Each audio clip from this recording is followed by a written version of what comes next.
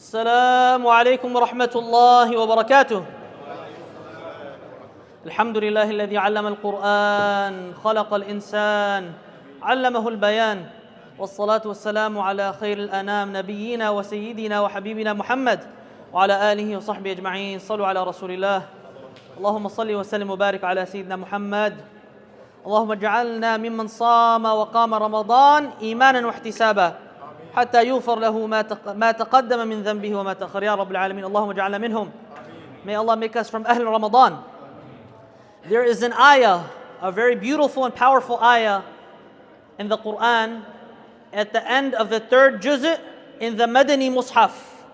And it's the first ayah of the fourth juz' in the Pakistani Indo-Pak Mus'haf. Okay?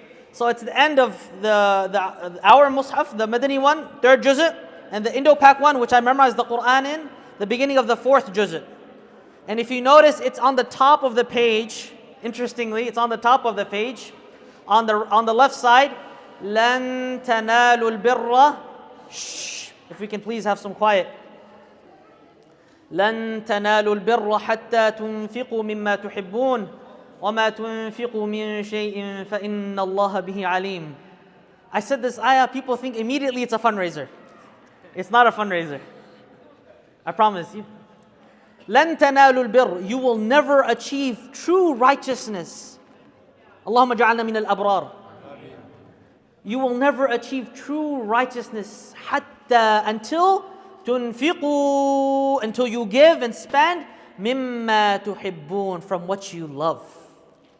From what you love. To give from what you love. You know, one of the worst qualities and characteristics a person could have is to be miserly and stingy. And one of the most beautiful qualities a person could be known by and known for is their generosity, is their open-handedness, is their selflessness. You ask yourself, would you rather have generous people around you or stingy people around you? Ask your wife, she'll tell you right away. Open-handedness, generous, kareem. And so the Sahaba radiallahu anhum, whenever they would hear an ayah, and whenever it would be revealed, they immediately wanted to apply it. May Allah make our khuluq the khuluq of Quran. And so, if you look at the tafsir of this verse, you see several examples and different riwayat of the Sahaba applying this verse. That this thing is the most beloved to me, here, take it. Ya Rasulullah, for you. One of the most beautiful things was the incident of Abu Talha al-Ansari radiyallahu an. Say radiyallahu an. The most wealthy of the Sahaba from the Ansar. If you've ever been to Masjid al-Nabawi, you know the Qibla is facing south side, facing Mecca. Okay, not Jerusalem anymore. Facing Mecca. The north side is where the garden used to be. Okay, and that garden that Abu Talha owned, it was called Bayruha. It was called Bayruha. And this garden was very beloved to Abu Talha al-Ansari. And in fact, Rasulullah sallallahu alayhi wa sallam, whenever he would want to relax, he would go into that garden. He would go there, drink from the well there. Nowadays we know that Zamzam is imported, yes or no? It's imported, so you're drinking Zamzam there. But back then, they didn't have, mashallah, big trucks bringing and importing and driving Zamzam water from Mecca to Medina. So the Prophet ﷺ would go there and he would drink from that well.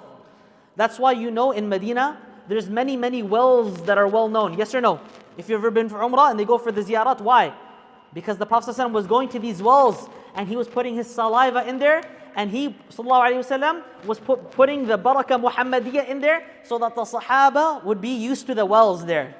Because anything beats Zamzam, yes or no? Nothing beats Zamzam. Fiji water beats Zamzam? No. What are the brands we have? Your Kirkland, that definitely doesn't beat Zamzam. Huh? Nothing beats Zamzam. And so the Sahaba, they found it hard. And so the Prophet ﷺ started putting his saliva and barakah, and that's why many of the wells of Medina became known. Bayruha was one of them, one of those gardens. Huge, beautiful. And you know, when you have something that's a central part of the city, what happens to the real estate value next door? It goes high up. That's why people love buying next to the masjid. You know why? Because they love to pray. Also because the price value goes up, because many people come, move nearby. Yes or no?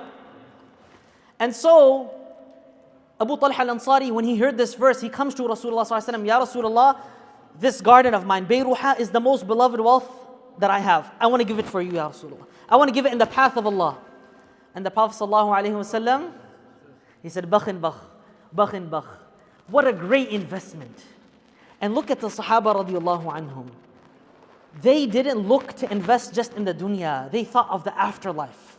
They wanted to invest, they build the stocks and then you wait 20, 30 years and it's getting bigger and bigger and bigger and bigger and then you become old, you cannot even enjoy it. But when you put it and you invest it for the akhirah, you will enjoy it in the barzakh. You will enjoy it in Jannah.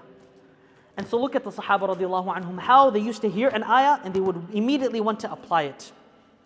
They say, Al-Bakhil man ya'kul wa la yu'kilu ghayrah. The bakhil, the stingy one, he eats and he doesn't feed others. Al-Shahih min al-Shuh, he is so cheap that la ya'kul wa la yu'kilu ghayrah. He is so cheap that he doesn't feed others and he's cheap on himself. Some people, they're so cheap, they're even cheap on themselves. They don't buy nice clothes, they don't eat good food, they don't take care of their family, they don't buy good dresses for their wives. They're not generous at all. Shahih, the worst of the worst.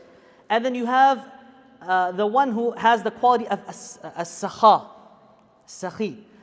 Ya'kul, he eats, wa yu'kilu ghayra, and he gives to others. He eats and he feeds others. And the highest of the quality is the quality of the Sahaba radiallahu anhum. Say radiallahu anhum. This is why, my brothers, we will never reach their station.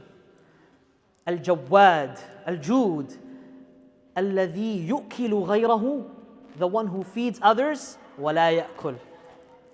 The one who feeds others and he himself does not eat. وَالَّذِينَ تَبَوَّأُوا الدَّارَ وَالْإِيمَانَ مِنْ قَبْلِهِمْ يُحِبُّونَ مَنْ هَاجَرَ إِلَيْهِمْ وَلَا يَجِدُونَ فِي صُدُورِهِمْ حَاجَةً مِمَّا أُوتُوا وَيُؤْثِرُونَ عَلَى أَنفُسِهِمْ. They would give to the Ansar would give to the Muhajirun, they would give. The Sahaba, they were giving, even if they themselves, وَلَوْ كَانَ بِهِمْ خَصَاصَةً, even if they themselves were suffering, even if they themselves needed it, they would give. I'm going to tell you a beautiful story and I'll end it with this. From Ahlul Madinah, from the people of Medina, and may Allah subhanahu wa ta'ala give us the akhlaq of Sinna Nabi sallallahu alayhi wa sallam.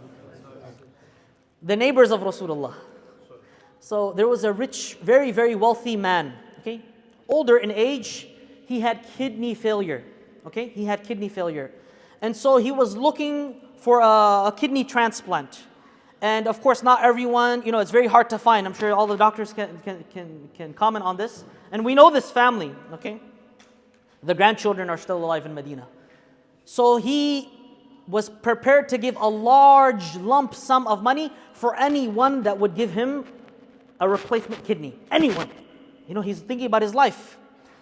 He's looking, and the hospitals, whatnot, they find a person in Egypt. And he goes there, he travels there for just the kidney transplant, okay?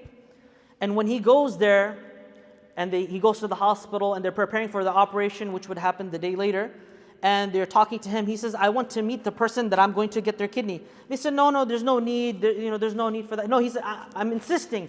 I want to see the person that I'm going to take their kidney. I want to see. And so he goes, and they prepare for that person for him to meet. And when he goes and he sees that it was a mother of 3 small children, and she was young in age, and there was no father in the picture, and so she had no choice to take care of her family except to give her kidney up. And so when he looked at her, and when he looked at their innocent faces, he started to cry. He couldn't hold himself. And so he told her, and he said, I cannot take this kidney anymore. This is a mother of 3 children, young children. They need her mother, the mother, how can I do this? And so he says to her, Ya binti, again, he's older in age, he says, Ya binti, the money that I was going to give you for the transplant, this is all yours. I don't need your kidney. She was shocked. She couldn't believe it.